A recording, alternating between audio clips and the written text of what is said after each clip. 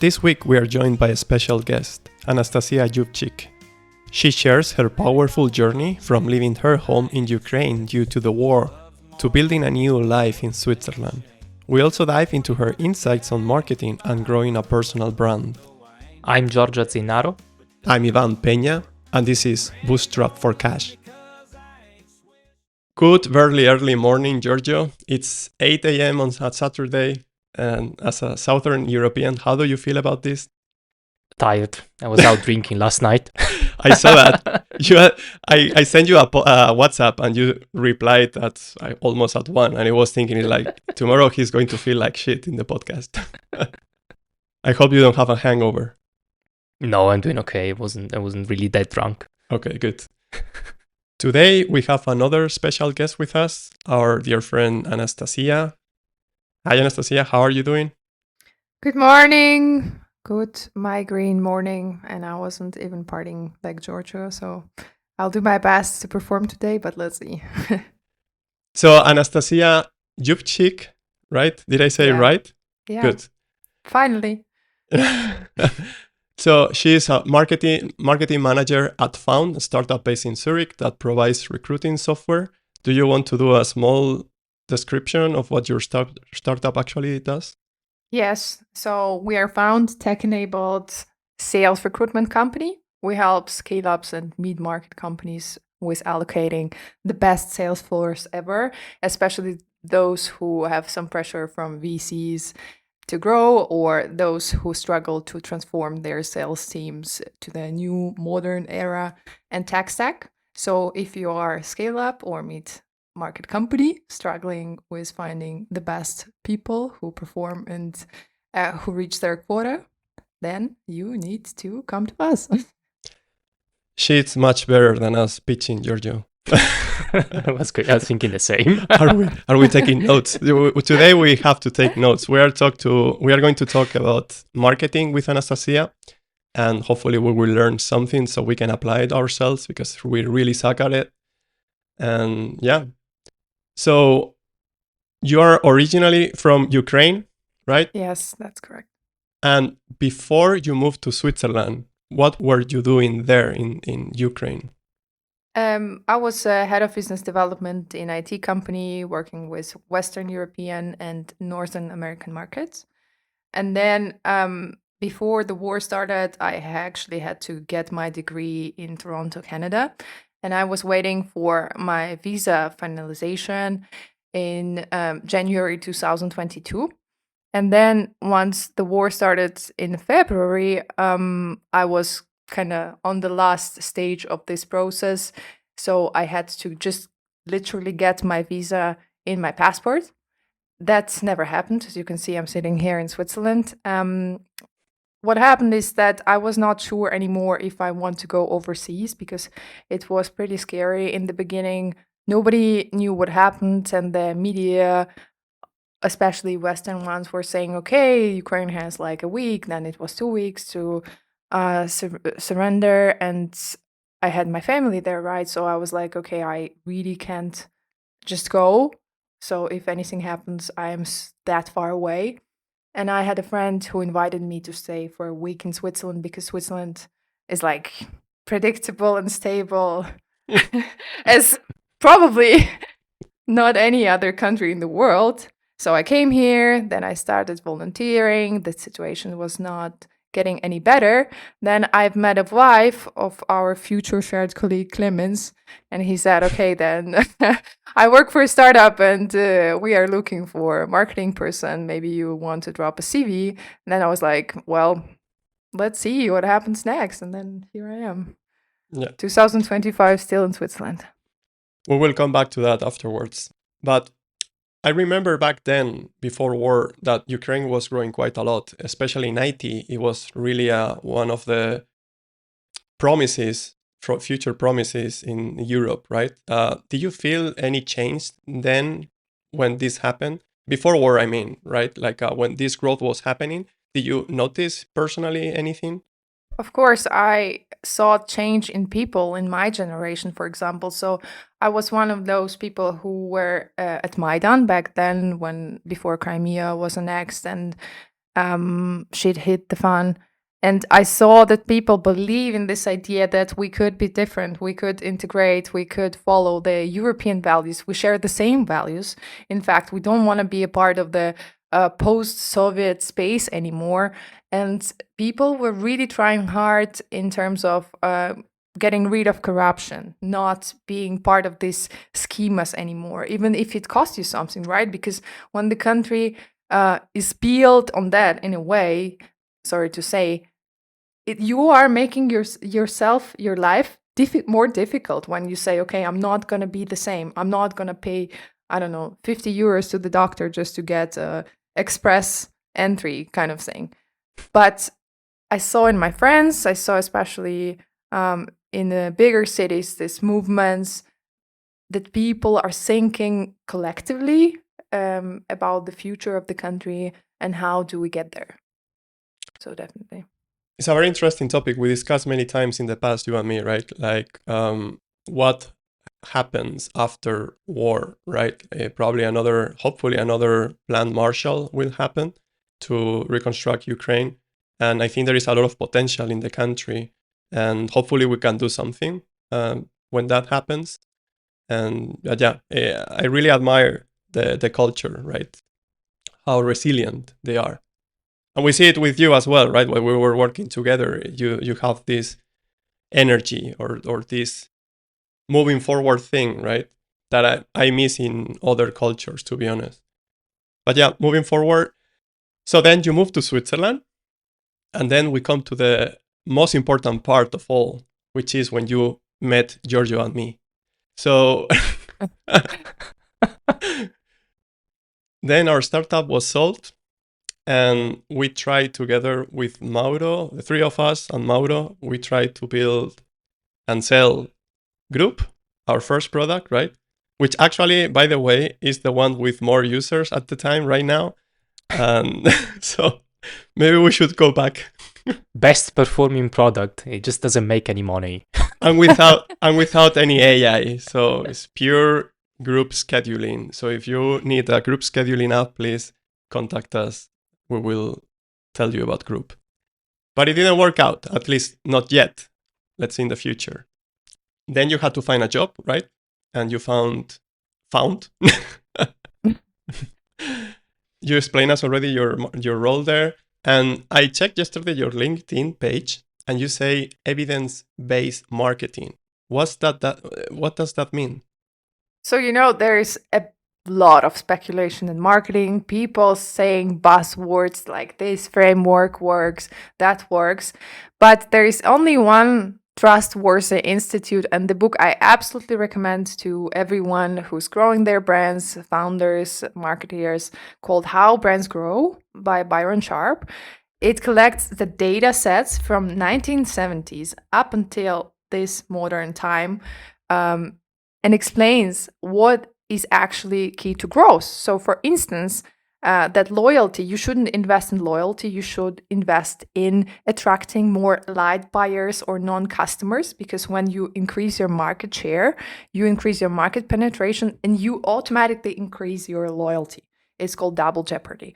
And there are quite some laws of marketing which are completely data-backed that you can rely on, because in all this noise of AI tools coming out and claiming you need to use this one and your startup will fly or your product will be the message will be delivered to your audience, you need to filter the noise. And I feel like tools like evidence-based marketing, these formulas, they will help you to filter this noise and to keep the direction where you are heading, and be sure that it's the right one.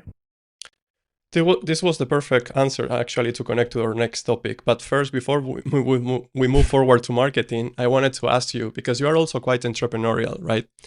And I wanted to ask you if you are working on something else right now, on some side projects. Yes, I am. So as you know, since I'm Of in course you are. Switzerland, I'm still working on the app for preparing for German exams. I did it myself. I know the struggle, and it's not digitalized at all.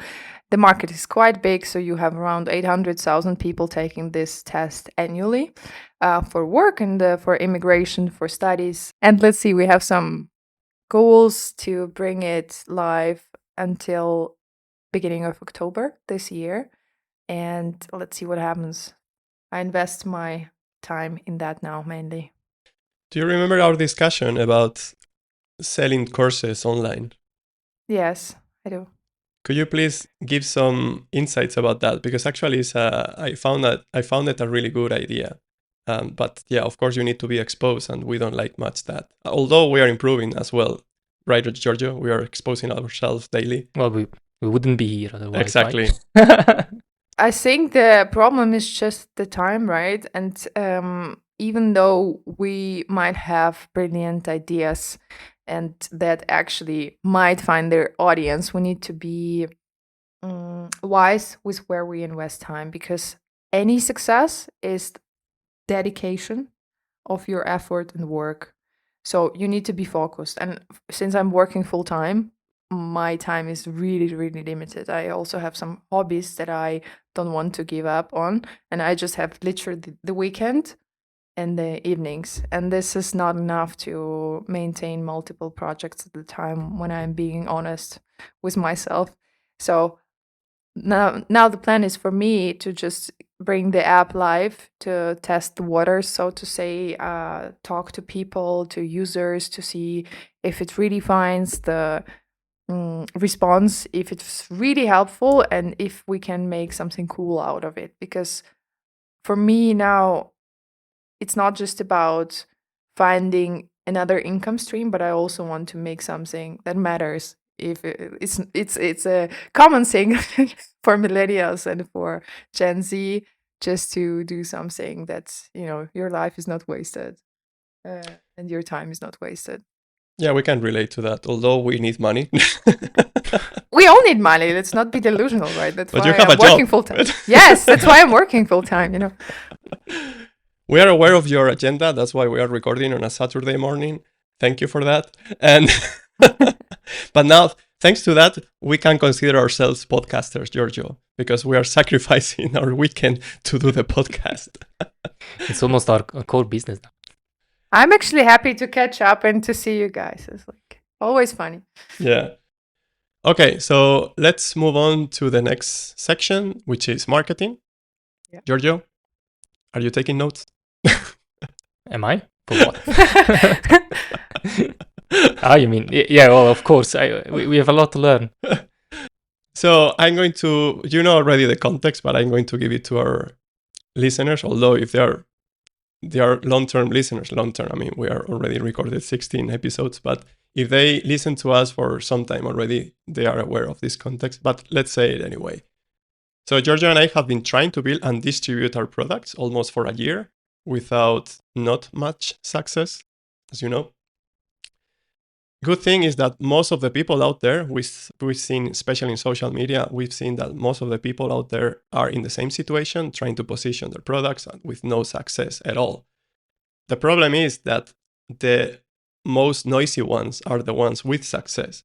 And at the beginning, it's okay, you can handle with it. But when things get to be frustrating because you wake up daily, every day, to try to do something and it doesn't work out, and then you fail and you fail again and over again.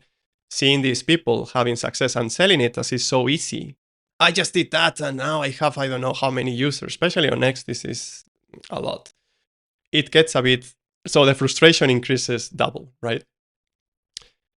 So if a couple of nerds like us wanted to get advice from you to distribute our products, what would you tell us? First step, understand who you are and for whom you are building. So if it's challenging, you can use obviously awesome framework from April Dunford. There's basically a checklist that you need to answer to understand where your audience is hanging out, what they value. And, in today's world, the game marketing game is not just about competing with the same product type. It's about competing for the awareness and attention. So imagine that we're competing with every single brand that is advertising on LinkedIn or offline, whatever.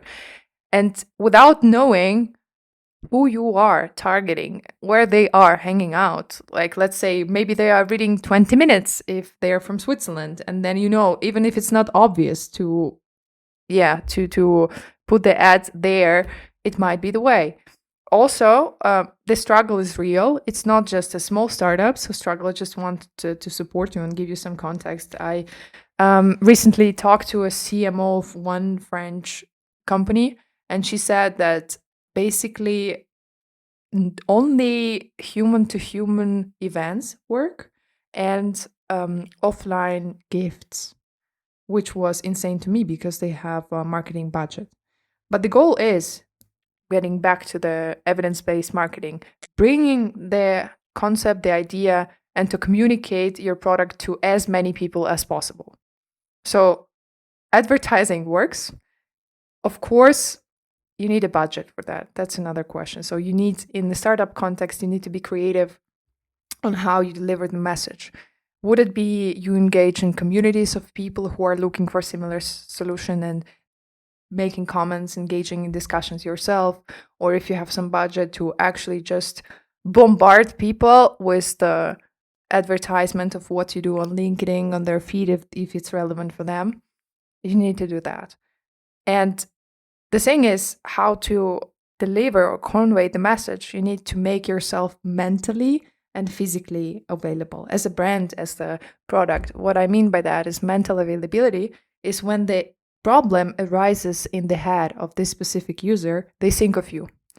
And there was a book, also a nice one, if somebody wants to read about positioning, from Al Ries, that back in the 80s, people would be able to keep 5 to 7 brands when it comes to a question like, I need to buy shoes, where do I go?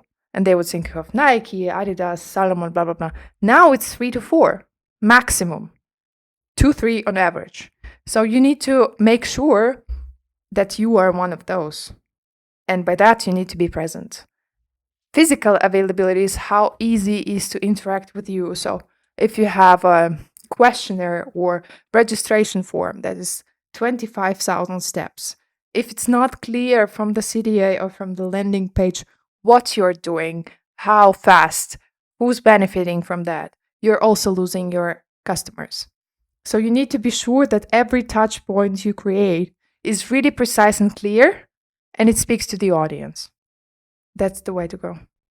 Let's go back to that step, the audience. What if it's not clear to you what your audience is? Maybe you have some ideas, but it's not really clear. Because we know that some startups, they start with whatever they think their audience is, but then they need to pivot at some point. If someone is starting right now and for instance, let's put an example, a clear example. We found a content creator on Reddit and he had a pain. And that's what we are doing, right? One of our products is trying to solve that pain, which is he wanted to monetize his live streams, right? He didn't have a way to monetize end-to-end his live streams. So we are building, or it's almost built, a tool to automate the whole thing. So you just enter the details of your live stream or your event, and then we create the payment system, we integrate the payment system, and we create the event, and we automate also the inclusion of the guests, the attendees. But now we solve one person's pain, but now we want to search for more. How do we do that? But that's exactly the problem. Why before even building something, you wouldn't talk to more users? So, he's a content creator on Reddit. There are certain attributes. Yeah, maybe he has the followers or he has certain level of engagement or commitments to this platform. You need to find a set of users like him and reach out to them. And ideally, you do an interview offering something in return if you can. If not, there are enough early adopters that would say, okay, the idea is cool. I have this pain. I will talk to you guys. And then with these interviews, you need to understand, if the pain is real and if they will pay for that, because you invest your time and you build a product, and this is worth something. So before even building, I would take a step back and to see how big is the market. So if you don't have a resource as a startup to buy, fancy research agency report, you just find what's available on the market. How many creators are there, for instance? Some frameworks is pretty easy, like total addressable market and how much of this market can you actually address with your solution in this specific area, for instance. Then you take, okay, we know that there are so many creators on Reddit. Let's find some and let's talk to them. Let's talking with this one guy, you said you understood his problem and you have a draft or a mock-up or a prototype of the solution, like, I don't know, in Figma or in Miro. And then you show this prototype to these people. And so does it make sense to you? Would you pay or how much? Georgia recommended me once the mom test book, how you actually conduct interviews properly. So, He's an evangelist. It's one thing about knowing the theory. He now has another book he will tell you about afterwards. Copywriting for developers. Oh, yes. That's also another favorite of mine. See, I listen to your podcast. Oh, nice. You mentioned, basically, to simplify things, you mentioned that we have to do cold outreach. Yes. Right? Okay. In general, or statistically, cold outreach, to make it work, you need to reach to 100 people and hopefully 1 or 2 will answer. How can you escalate that when you don't have any resources or time?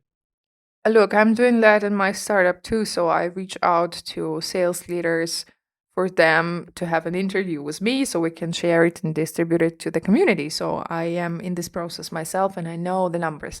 But let me tell you what, if the pain is real and if you find the right words, if you don't use templates, but really invest your time saying who you are and why you think it's important, the conversion is higher.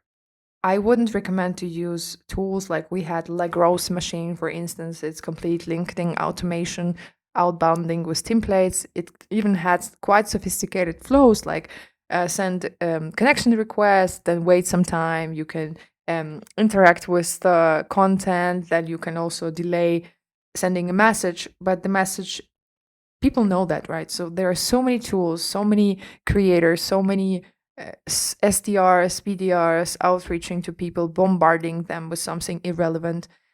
First of all, there is also a possibility to search by keywords if there is any forum where people are looking for this solution. If they are bitching about Reddit not providing a possibility to monetize properly, you take all these people who are in this forum, who are leaving comments, and I would say if the problem is real, you will have quite some threats on different platforms like this.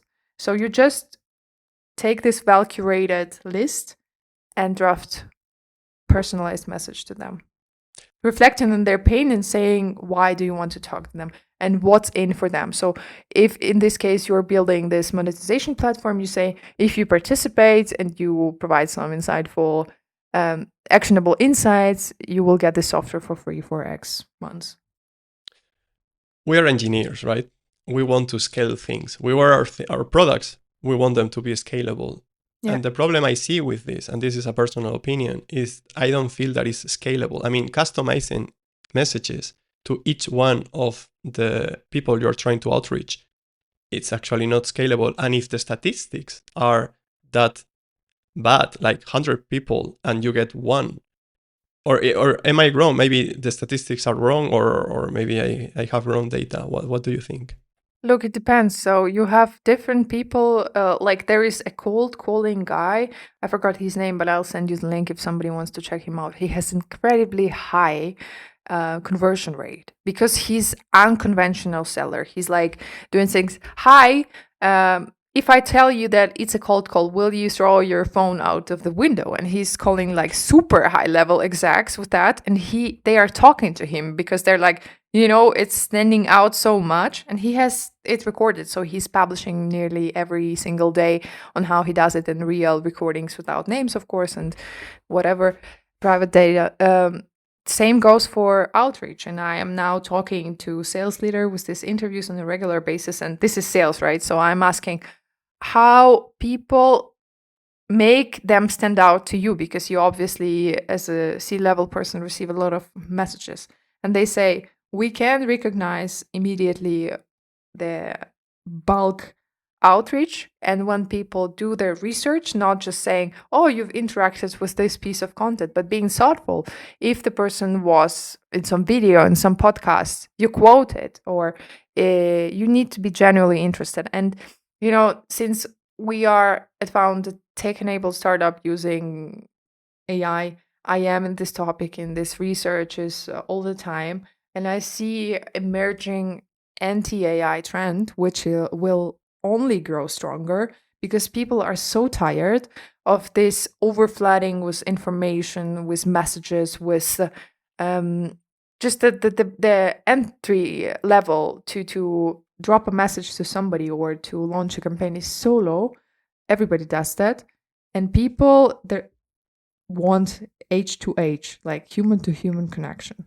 And more article pieces are around that. We also discuss it in the context of hiring and how to stand out. And now the best advice we could actually give to people in the context of recruitment is you need to take care of your networking. You need to think long term. You need to think about hidden job market, which is effectively human to human. So, for instance, in this case, it would mean to stay in touch with your colleagues, to stay in touch with your ex-bosses, to ask them for a lunch. And some time ago, it was purely transactional or task-based, let's say 20 years. So if you want a job from somebody, and I know Giorgio is working for this company, I will invite Giorgio for lunch at the moment when I need the job.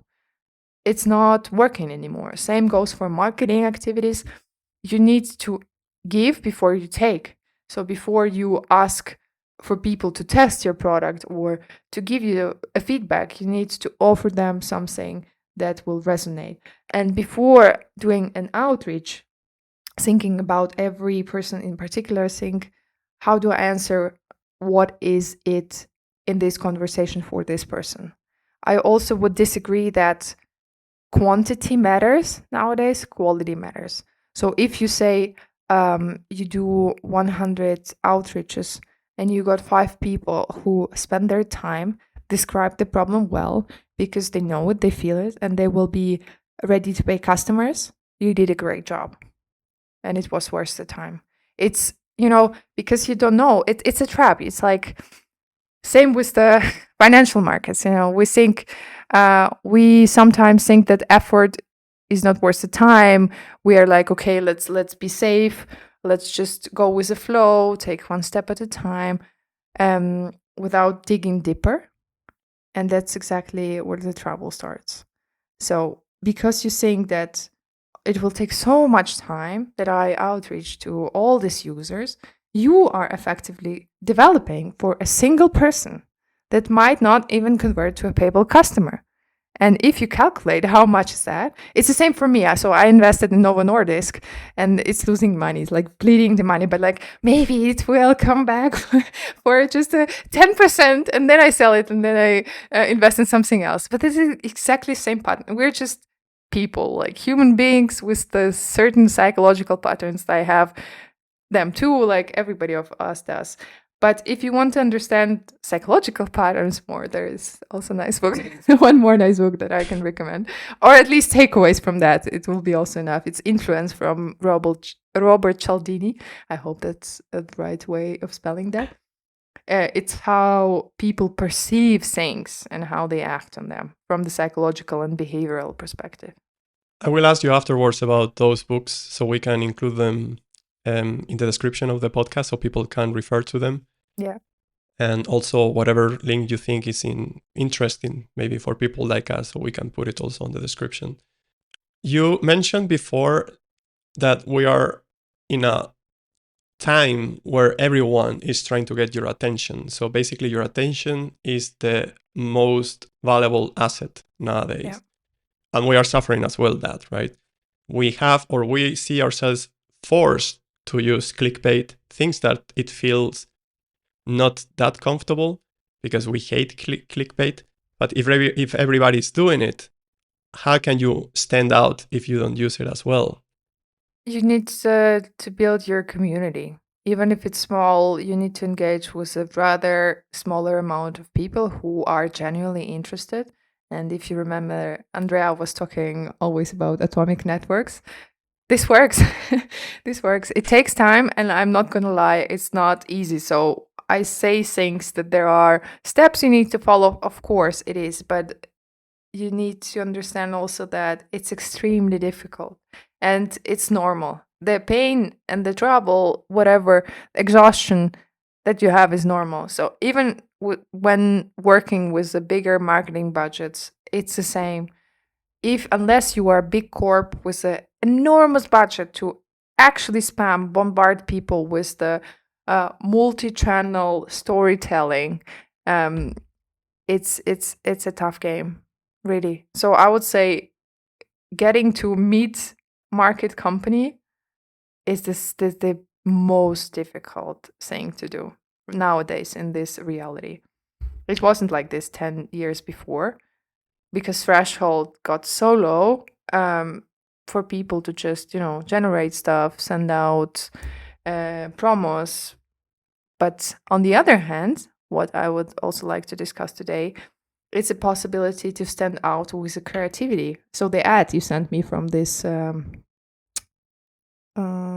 dentist from the US, it got viral. And I don't know how much it cost him to design a video like that. I think it was 2 hours of time and something. At least $200, because that's what cost VO3, right? So. Yeah, but look, if he invested 2 hours and like $200, and then he's booked out until the end of the year, it was totally worth it. And that's what I mean. So difficult and tricky part is being creative with what you do. So there are so many instruments.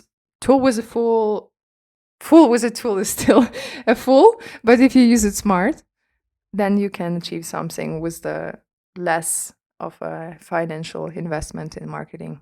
We need to come up with a title for this podcast. And there are two options. Either, because there are two sections, either we refer to something clickbaity-ish about your personal life, or we do it with the marketing section. What's your recommendation here? Can you give us a title? It depends on the goal that you serve. So if you want, depends on the audience you want to attract. If you want just, impressions, and if you want listeners, I would go with the clickbait one. But if you want somebody who's interested in this topic and values some piece of advice, then I would go with the second one. Up to you. That doesn't help. Well, sorry. Anyway, you discussed the importance of building a community. As you know, we are already trying that. Yeah. With, I would say, half success. We are trying on X. We started this 30-day challenge posting every day, right? Like, so we started one day and we said, let's stick to consistency and post every day. After 22 days, I got, because we are using my account, and I had to pay X premium for it. I got 10 followers. I'm running out of ideas for the last 8 days. I had at some point to post just shit because I had to do something else, or I had to leave, or I had to do whatever. And it feels, my impression after all these 22 days is like, if you are not selling to IT people or builders, what they call now builders, you are not selling to anyone. So at the end, my conclusion probably after these 30 days, once I'm done, is that I will probably drop X for now and move to Reddit probably. I don't know if you follow my thread, but yeah, you see that people are always saying or claiming that you need to add value, but there is so much bullshit on X. People just trying to get what they call post farming, right? And it works actually, and that doesn't bring any added value at all. I mean, just a random question, and you get more than 1,000 impressions. How is that adding value? I am not a big fan of these challenges and posting every day, so I completely supporting this anti-trend that we should have less information in our environment, but it should be more relevant. So how it works with the LinkedIn algorithm, for instance, it's not pushing if you are publishing every day unless it has engagement. You know what I mean? So if you're pushing the post without likes, even if you do it 5 times a day, or without any impressions, without any user interacting anyhow with the piece, just reading, learn more, whatever. So I don't see any added value in that. But we're coming to square one. How do you know that your audience is on X actually? We don't know. Actually, we are trying too many things at the same time because we're a bit lost sometimes. And we believe that diversity or diversification sometimes helps. I don't know if you know about this guy. He's quite a famous builder or in the builder community, Peter Levels. He's Dutch. And he created a huge community, and now he's practically an influencer.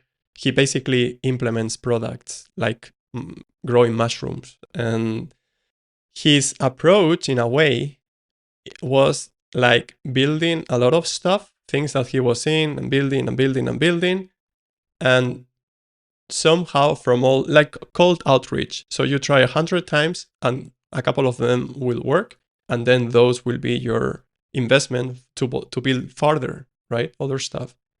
So you're playing with numbers actually, more than I'm going to this specific thing, to a specific target and so on. It's more like I diversify and one will work, hopefully. But it really depends on the product you are developing, you know. So it will be very different for B2B, B2C, for e-com. Depends. I wouldn't act on the recommendation of a single successful person in the industry, that's for sure. And coming back to the omni-channel strategy you are referring to, it's not also the best practice anymore on the market. So again, it's the question of the resource. So when you are posting, even if you do copy paste on every single person, on every single platform, it takes time, right? And you could use this time to come up with something more creative on one platform that would actually find the feedback. But also, my suggestion that I mentioned already, you need to talk to people. So if you are building this product for Reddit content creators, find this thread where they discuss this problem, reach out to them, say, what have you done that you will provide access to this platform for free if they dedicate 30 minutes. If they don't want to do a call, you could set a Google form as an alternative if they're not comfortable with speaking. But just then make proper list of questions, understand if the pain is real, where do they hang out, how do they spend time, and then you go there and you find the ways to stand out on these platforms, not on every single platform that exists.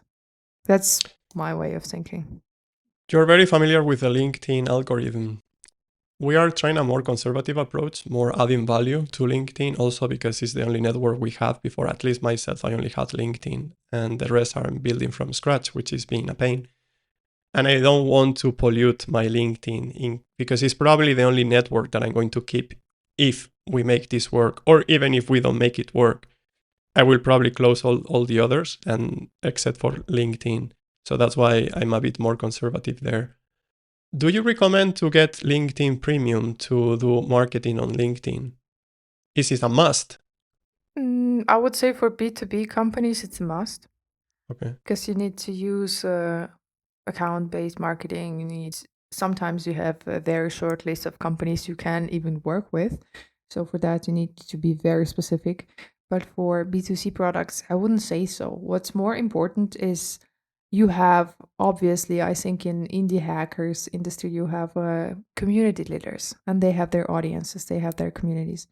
You need to engage with their posts, especially viral ones. That's how you get impressions. But you need to provide meaningful input. Not we are building this and this and that. But if they touch a question regarding challenges, difficulties, just engage, stay authentic, leave a comment, reply to a comment of another person, because followers of them are most probably might be interested in what you are doing. And this is one of the free ways. It costs you time, of course, but one of the free ways to get impressions from this audience and kind of engage with them. This is actually what Reddit does, right? So it forces you, and I mean really forced you, because otherwise you get suspended. I mean, right now with Reddit, you can get suspended by doing nothing. It happened to me already, as I already described in the last podcast. But they force you to always, if you want to promote something in most of the communities, you have to start like answering questions and so on, but not really directly promoting your product. Like, hey, I have this product. No, they will probably ban you because of that. So you really need to go in this indirect way by helping the community so they tag you as a professional in the thing. And then somehow indirectly you need to position your product maybe on your profile or other links, or I don't know, your website as well. But this is the way Reddit, or this is how I see it, that it works. So look, this really depends on the business that you want to build.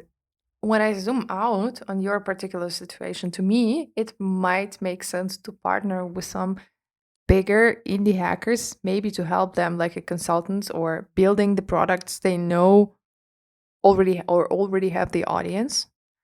And then when you engage with them and partner with them for whatever on whatever project you are building, you will also get to know how they've done it closer, because then you will build relationship. And this is the way to go. So just for the context, 40% of the revenue of HubSpot is partnership.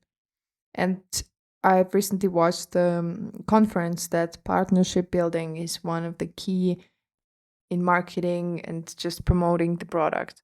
So this is also the way to go if you consider that. The problem is partnership with indie hackers might be a bit challenging because they're direct competitors. Yeah, but if you don't build the same product, so you just get access to the community and understanding how they work, how they build, in what they invest in terms of marketing and blah, blah, blah. And also you get some money, right? So if they don't have a resource, you can also pay yourself a bit for the thing you're doing.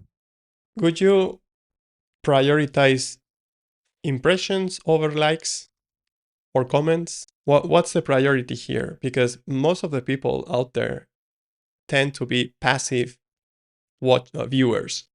They don't interact. They might find something interesting, but they don't like it or they don't comment it. Even myself, I don't like the YouTube videos, and I'm a huge consumer of YouTube. I wouldn't prioritize impressions in any way, because it's just literally a random person seeing your content, which doesn't bring any value to your business. What is important is to have data analytics set in place. And when your user is converted, be it just a sign up, if it's the app, you know that at some point he had the touch point with your company, with your ad, and where.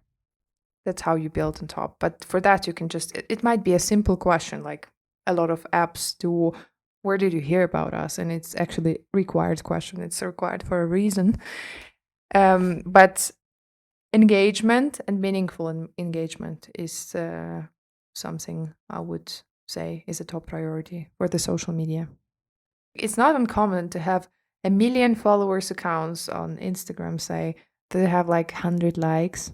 And these followers are real. So you see like Diary of a CEO. Sometimes he has a massive audience. He's like YouTuber with 10 million followers. Sometimes he just have posts with a few hundreds of likes. Even though he's very charismatic, he knows how to speak to the audience. They always do clickbait storytelling.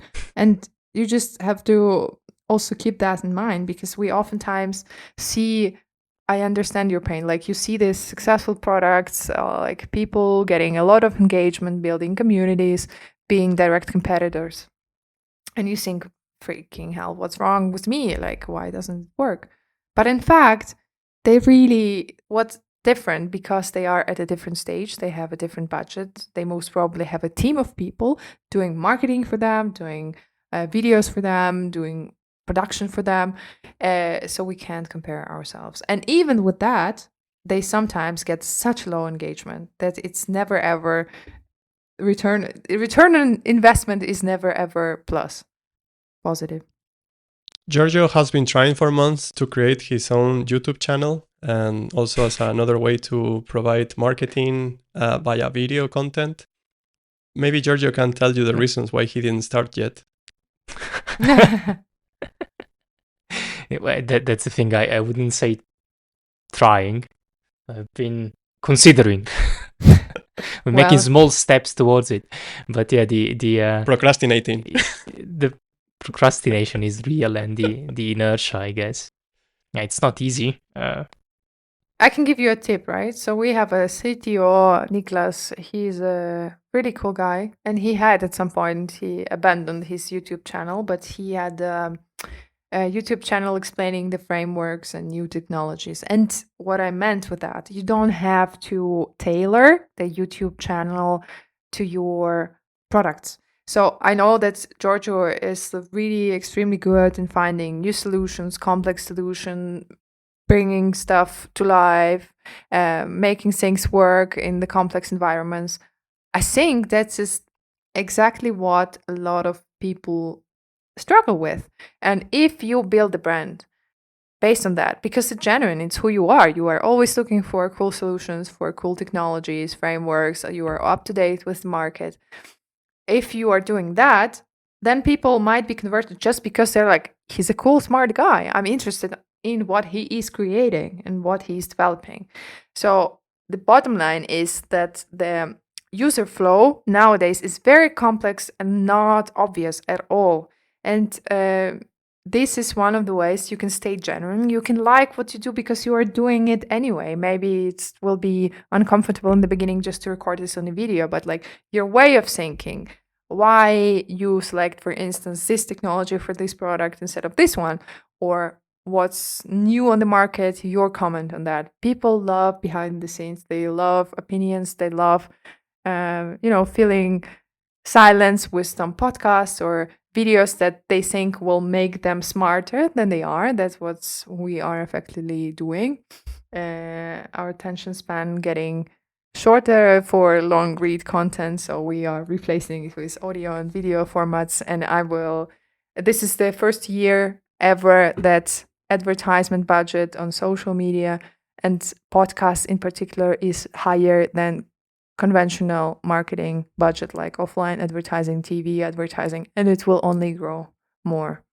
So I think it's the good opportunity for you because you're doing it anyway, you're good at it, and that there is enough people to follow that and to get interested in what you're doing and effectively converting to a potential user.